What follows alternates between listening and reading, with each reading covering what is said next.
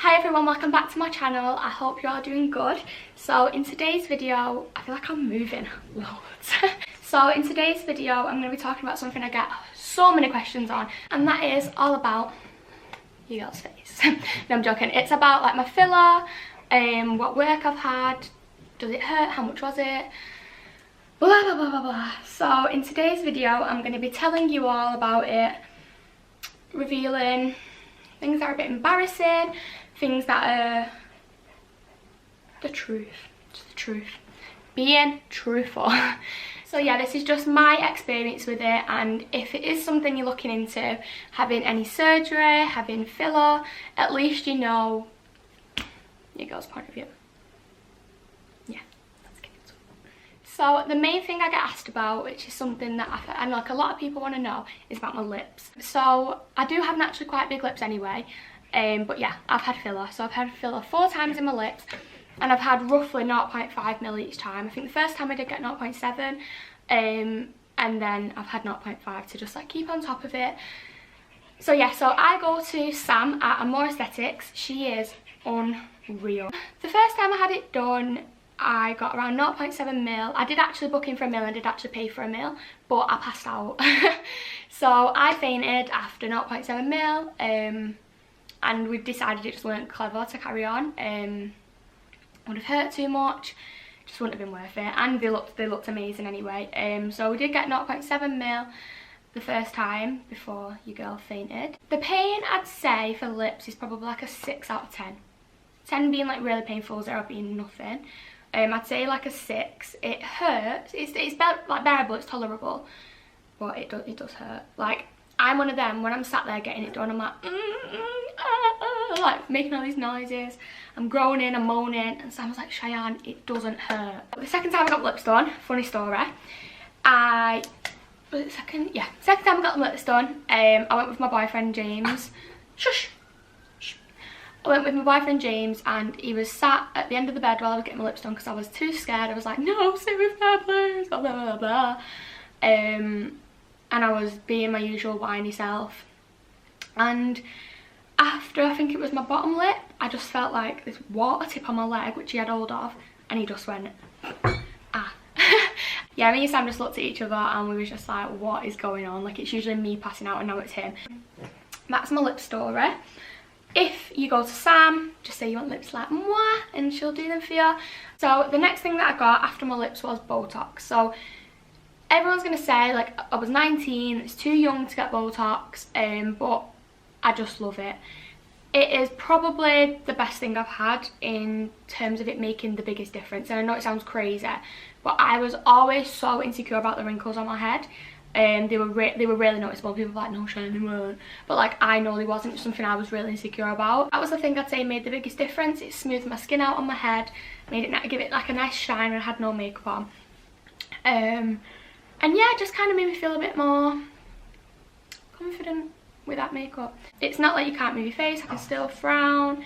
It like paralyzes the muscle, I think, in your head. So it just kind of stops that like unevenness about your forehead and kind of gives you like a nice head. So then after my Botox, I got cheek filler. So the reason I got cheek filler is because one of my best friends, Carol, wanted hers doing, and your girl just couldn't miss out. Your girl just couldn't not get it done as well. It weren't something that I felt like I desperately wanted or desperately needed. It was just like an impulse thing. It was kind of like, I got cheek filler. I got 0.5 mil in each side of my face. I think I got Revelax again. I'm completely making that up. So if you want to know what filler I had, you can message More Aesthetics. I'll leave a Instagram below and ask what filler I've had. It does last 18 months, the filler. Sometimes longer, sometimes short. It just depends on how your body breaks it down, I think. Yeah, and the only thing that I feel like hurts is when she's putting the filler in, because you can feel it going in your face, which I don't really like. That's the only thing I'd say that hurts. And then when she pulls the cannula out at the end, you feel like your face like slide over the cannula. Well, it's making me. Ugh. But yeah, I'd probably say that's the bit that hurts. Bless you. I've had mine done twice now. I got it done in February, and then I got it done again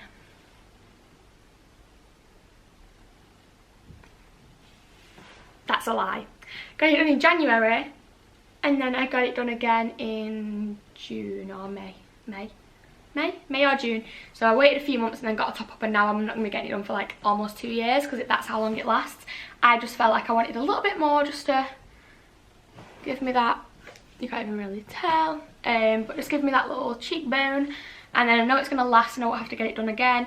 Right, so this next thing is something that I've not really spoke about. I don't really advertise it as much on my, not advertise, but like broadcast it as much on my social media because I think it's a bit more personal, and something that I don't really, well, not don't really because I'm telling you all now, but something that I haven't really wanted to speak about as much.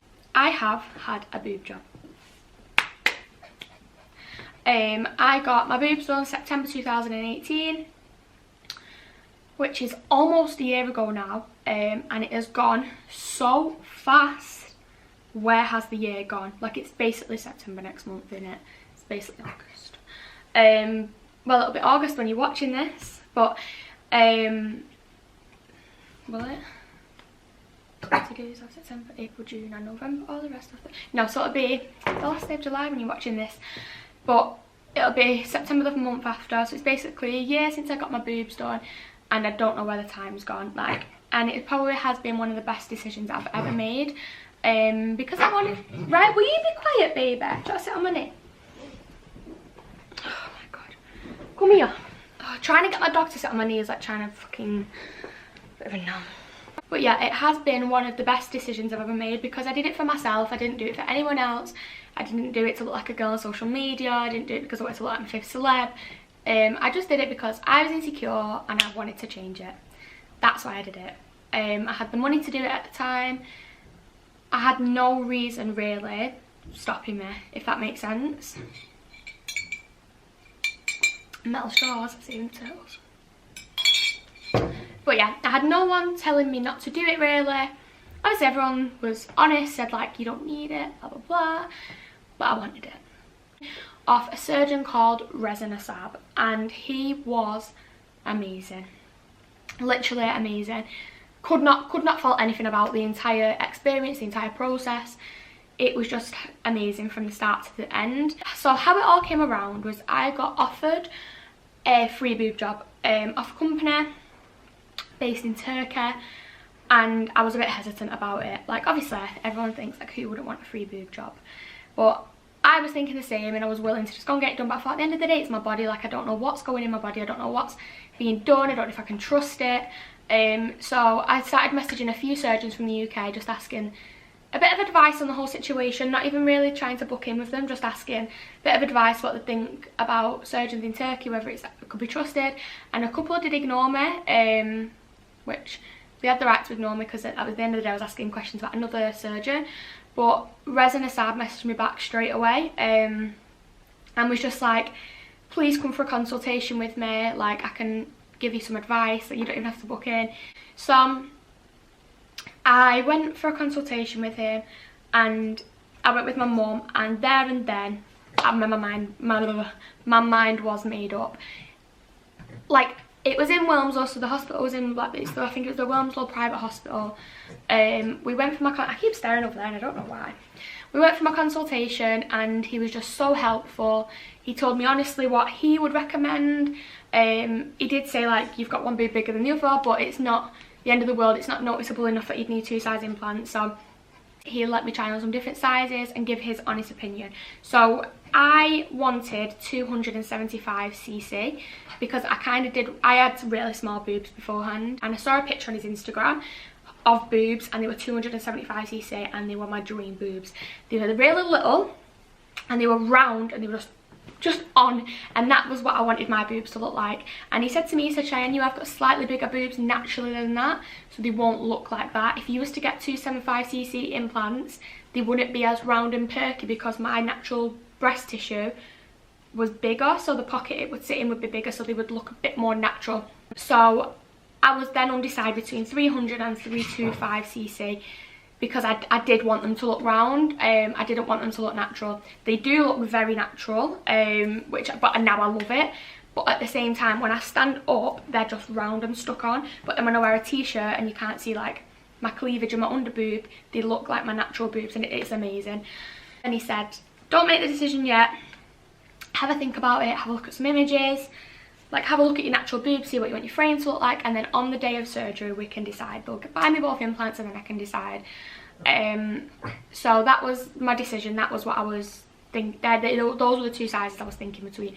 So before my boob job I was a 30B, like I had nothing really. I was really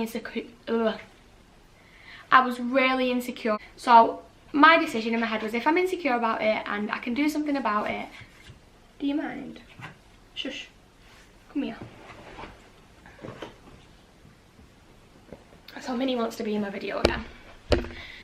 If I'm insecure about it and I can do something about it, why not, kind of thing. So that was what I thought. So I was a 30B, ignore this, this is my dog. I was a 30B and now I'm a 30 double D, which is like my dream boob size. I've always heard, like, not when you grow up and you hear everyone be like, oh yeah, I want double D boobs, like it just sounds so much better saying you're a double D. 3, 2, oh baby. So yeah, so that was what I wanted. I've always wanted to be a double D. It just sounds really nice and it sounds quite sexy saying like, yeah, I'm a double D. So that was why I decided to go for those implants, because he said that would be roughly the size I'd be. And because my back's quite small, my cup size would be a bit bigger.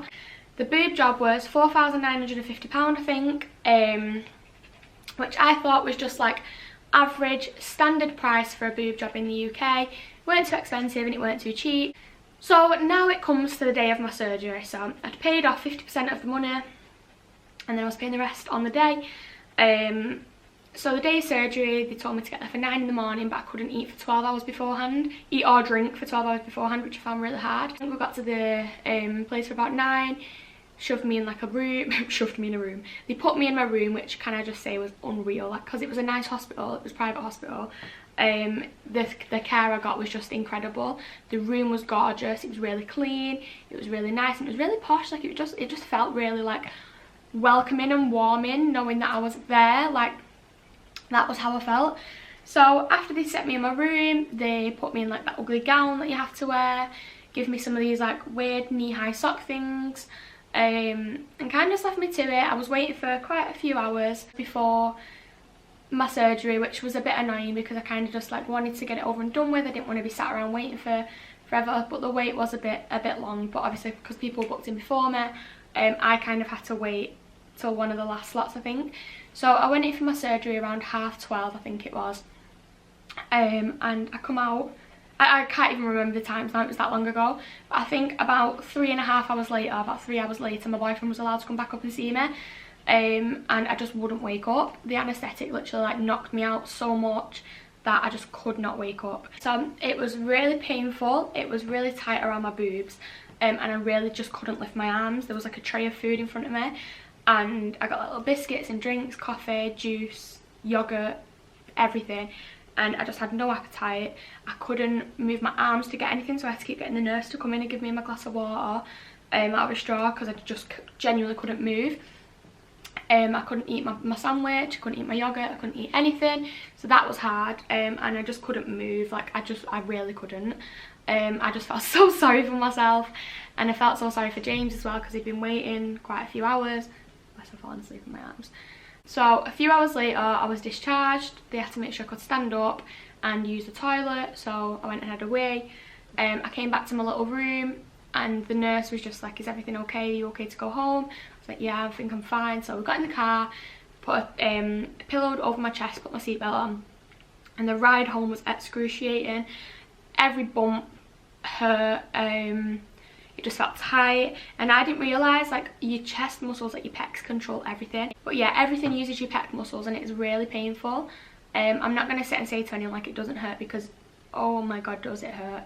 They gave you some like medication to take home for like the pain and stuff, which was really nice. Like I had my medication, and then when I got home I kind of felt okay.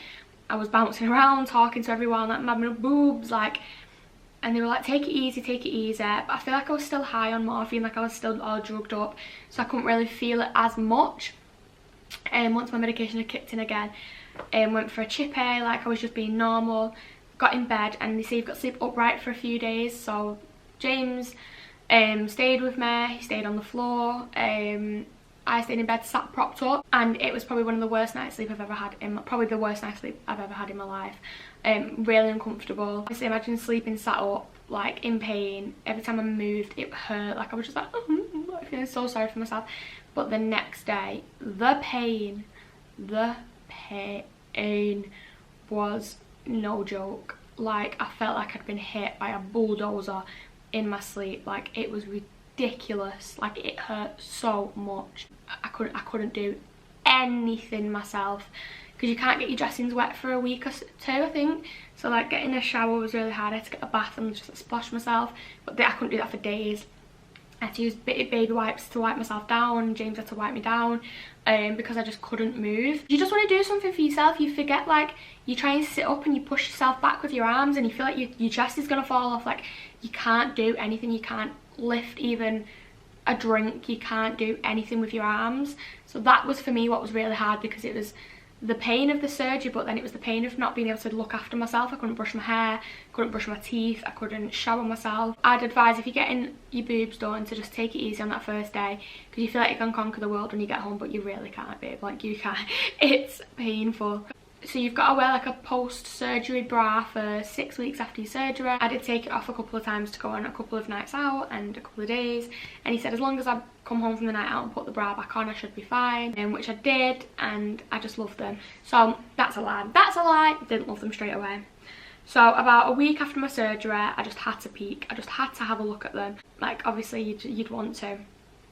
So I took the bra off. I cried my eyes out. James looked at me and he was like we just couldn't.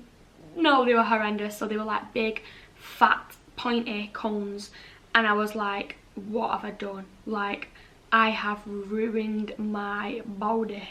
I was like fuming. I was crying. James was looking at me like ugh. And then a couple of weeks down the line I got my dressings took off, I think, and then got them changed, and then I didn't actually like them for about 6 weeks, which sounds really like a long time. But they were just very stuck on and they went from being triangular to square, which I was like, ugh. But then after a while they did get better, they did go nice, and now I love them. I love my dads. And I've not actually worn a proper bra since. Don't see the point. My boobs stay up on their own, they look mint in whatever I wear, so I've never paid money on a bra. And I just think of being a girl, right? Think of in 5 years how much money you'll spend on bras. 10 years, how much money you'll spend on bras. Just don't bother. Get your boobs done and you have to spend the money on bras again. If I could change anything, I'd go bigger. So everyone says this, and I never believed anyone. I thought everyone was lying. But if you stuck between if you stuck between two sizes, just go for the bigger one. Just do it, because they're really swollen for the first few months, and then after a couple of months they do drop. So I would recommend taking at least 3 weeks off work. That's what I did. So I knew I could be back up to scratch, back ready to work, and not have to worry about anything getting in the way. So yeah, that's what I did, and it worked out for me. So yeah, if anyone has any more questions about this whole thing, like feel free to message me on Instagram, DM me, or comment below, and I'll answer anything. If you feel like I've missed anything out as well, just let me know. But yeah, thank you so much for watching my video. I hope you give it a big thumbs up. I hope you've enjoyed all my videos. And if you can't already tell, I have a different backdrop again, because I just can't make my mind up a lot about the lighting where I like sitting. So I filmed one in my bedroom, which was my Pretty Little Thing one, and this one's obviously filmed in my dining room. So if you let me know which background you prefer, or if you think I should try somewhere else, let me know. Yeah, but please comment below any, just give me some interaction, guys. Give it a thumbs up, subscribe, share it on Instagram, comment, help me go out. I don't know I'm moving. But yeah, thank you so much for watching.